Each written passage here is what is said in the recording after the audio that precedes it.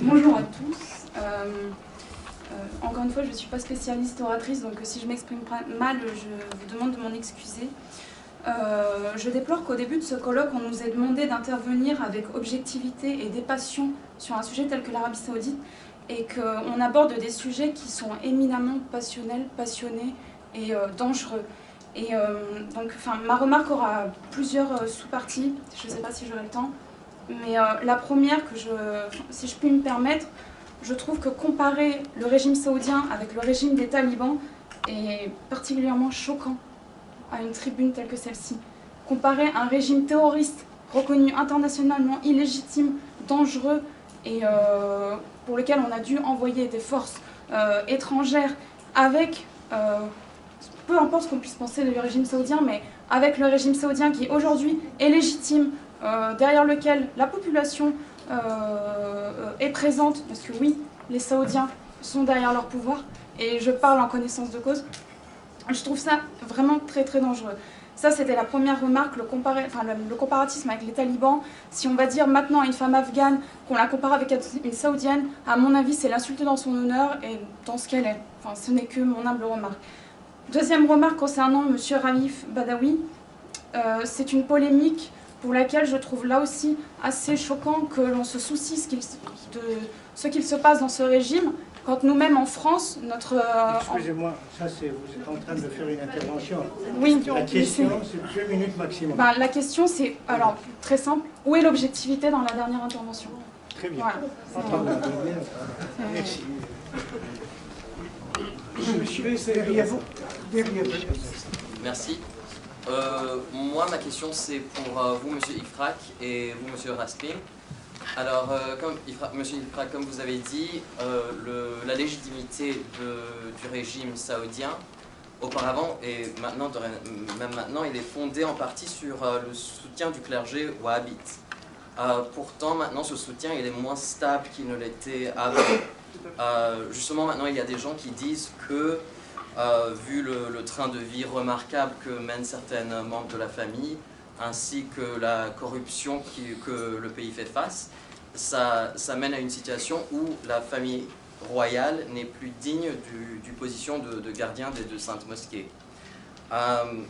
Et de plus que certaines considèrent que même les Al-Saud, c'est des usurpateurs des Hachémites, qui étaient de la tribu du prophète. Alors, je crois que j'ai développé ça. Oui, mais ma question c'est à quel point est-ce que cette opinion est répandue dans la région? Et pour vous, M. Raspin, quel rôle joue ce fait dans la rivauté irano-saoudienne? Très bien. D'autres questions, monsieur? Oui, la question est posée à Madame Lalonde. Je vais essayer de parler fort. Il y a un verdict qui vient de sortir sur les réseaux sociaux en disant que la femme est enfin considérée comme mammifère.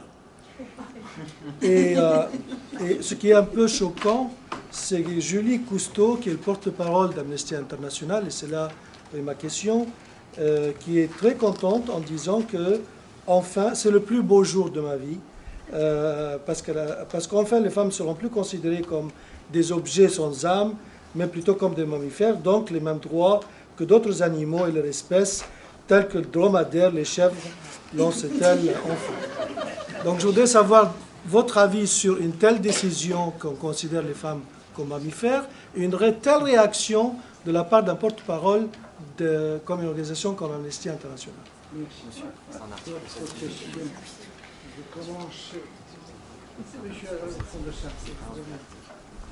C'est plus un témoignage que des questions. J'ai vécu presque 5 ans en Arabie Saoudite et je trouve que votre approche de la femme est un peu caricaturale, madame. Dans la famille saoudienne, la femme a encore un sacré rôle, très fort, très important, et pratiquement égal à la femme française dans sa famille française. De plus, en ce qui concerne la religion, les Philippins ont quand même des prêtres qui sont déguisés en ouvriers, mais le pouvoir saoudien le sait parfaitement. Les messes se célèbrent, et moi, comme occidental chrétien pratiquant en Arabie, j'avais des messes, en tout cas, à Pâques et à Noël. Donc, vous voyez, il y a l'approche saoudienne officielle, et puis la pratique qui est un peu différente. Très bien, c'est ce témoignage. Merci bien. Monsieur. Bonjour, J'entends bien qu'il faille discriminer, donc on a une intervention tout à l'heure qui concernait la dissociation entre les actions terroristes et l'État d'Arabie Saoudite. Effectivement, on ne peut pas considérer que toute personne wahhabite agit au nom de l'État d'Arabie Saoudite.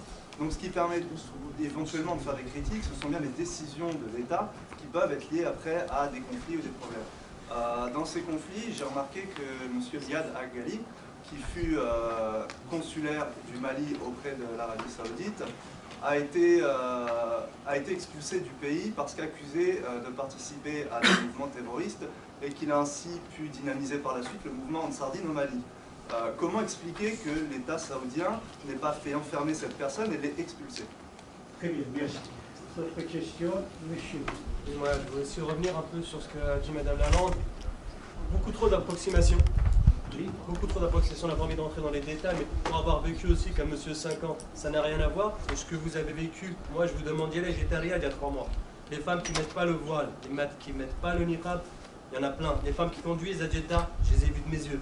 Donc il faudrait peut-être arrêter un peu de lire les tweets, etc. qu'on vous envoie. Pour monsieur, par contre, j'étais un peu étonné de la définition du salafisme, parce qu'aujourd'hui, le salafisme, tout le monde s'en revendique.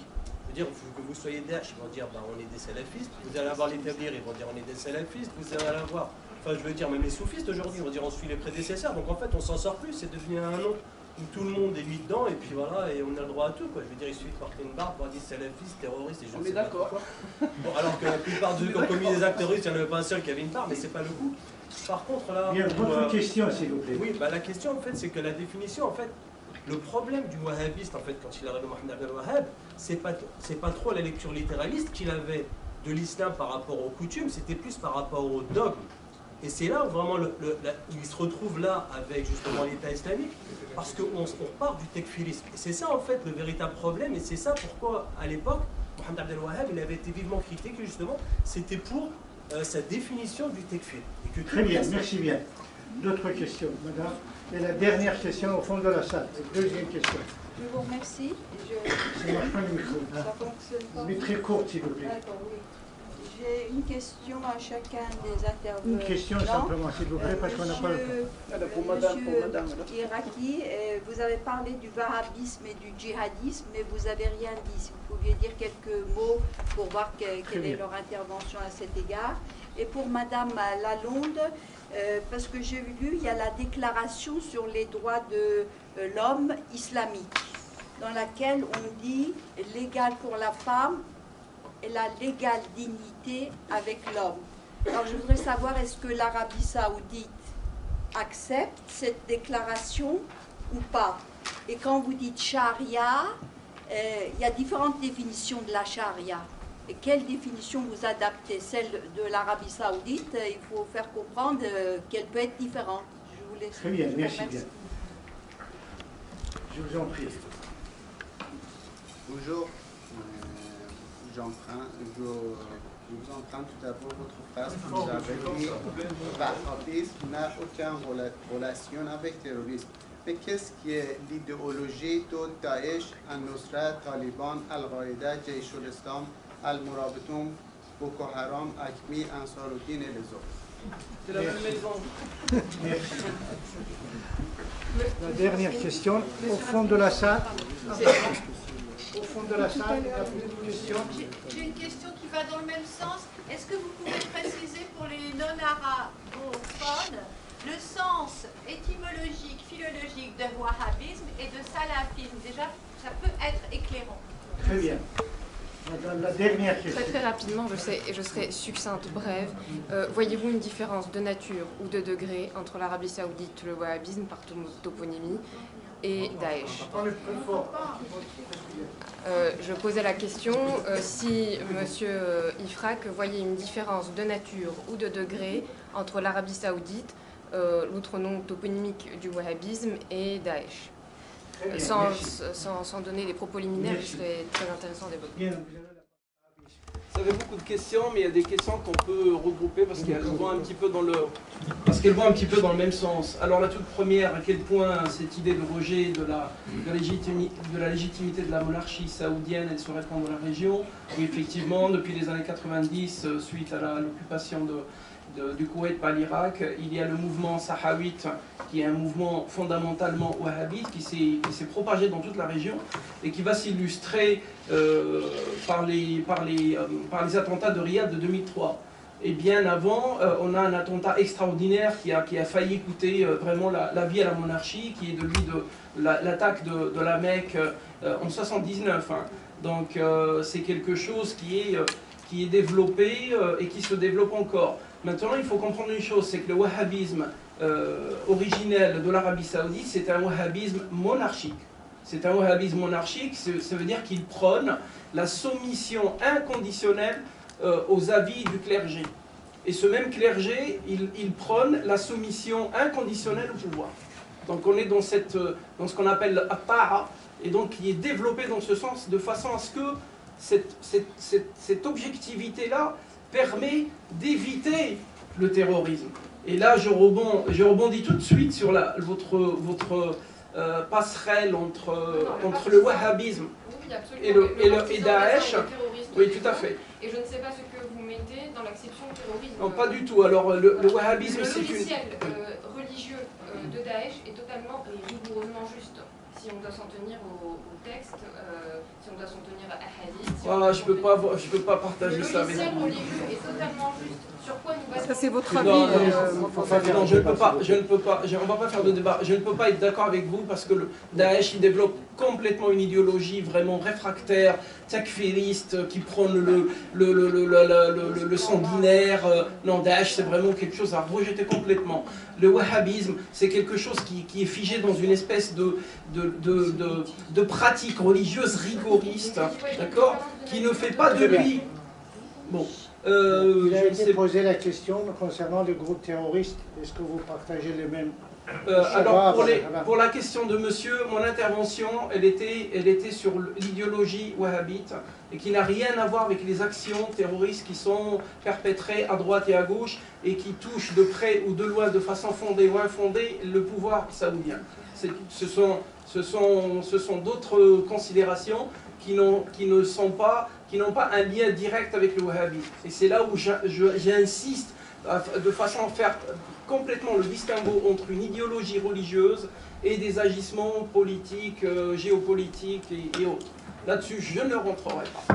Merci. Je voudrais savoir est-ce que l'idéologie de wahhabisme et Daesh et les autres que j'ai bien cités, c'est pareil ou non? Ah non, pas du tout. Pas du tout. Heureusement. Le wahhabisme, il ne prône pas... Qu'est-ce qui est idéologie de Al-Nusra? Qu'est-ce qui est idéologie de Daesh? Nusra, Daesh et tous les acolytes qui occupent un petit peu le terrain depuis le Mashriq jusqu'au Maghreb, ils sont dans une idéologie takfiriste.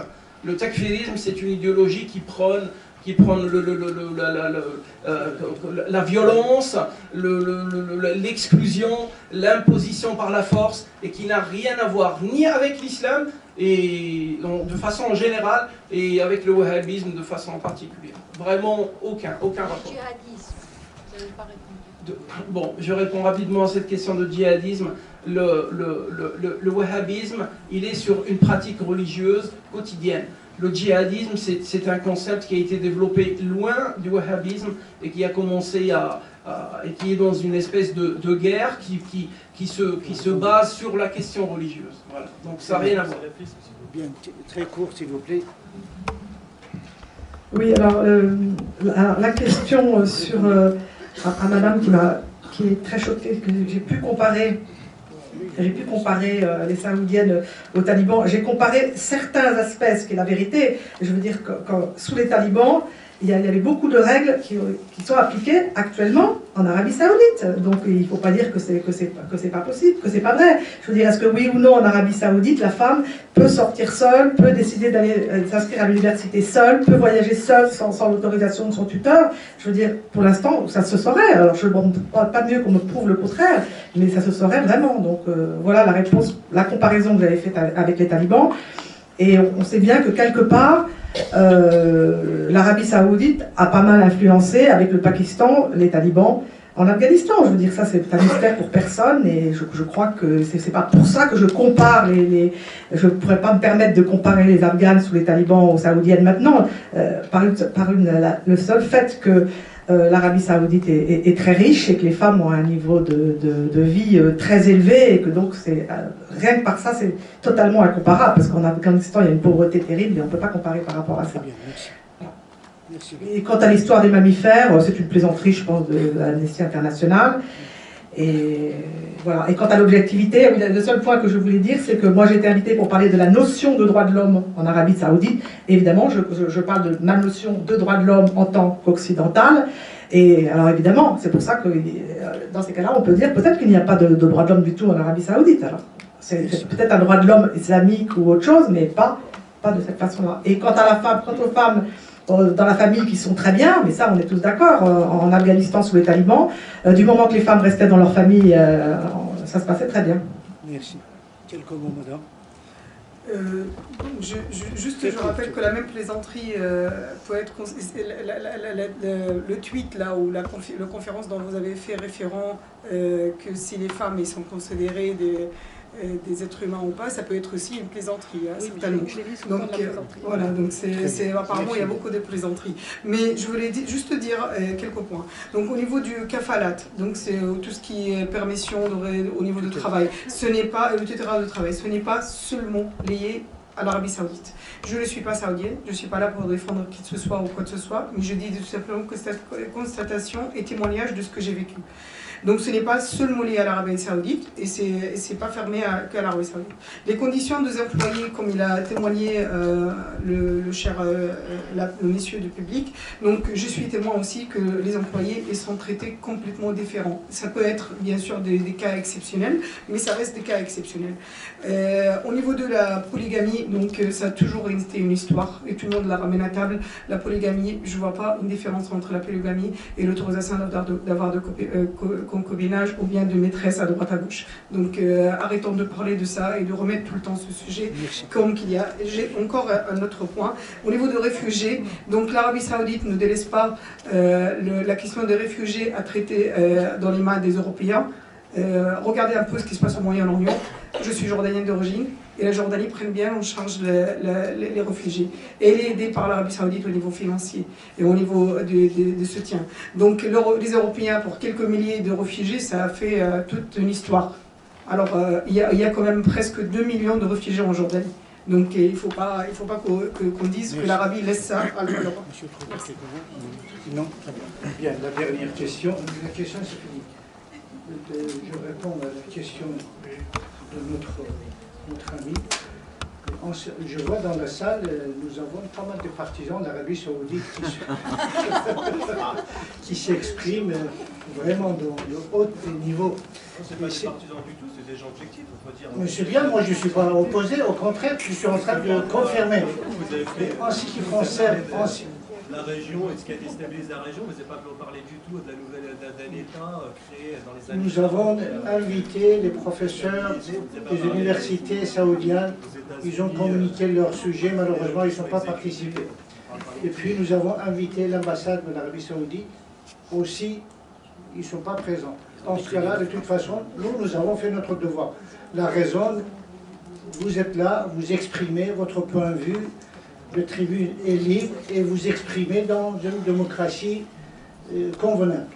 En ce qui concerne, très court, la rivalité entre l'Arabie Saoudite et l'Iran, il faut référer à l'histoire. L'époque, l'Iran était un pays qu'il y avait un État. Je ne vous donne pas la référence, il faut vous chercher sur les périodes achéménides.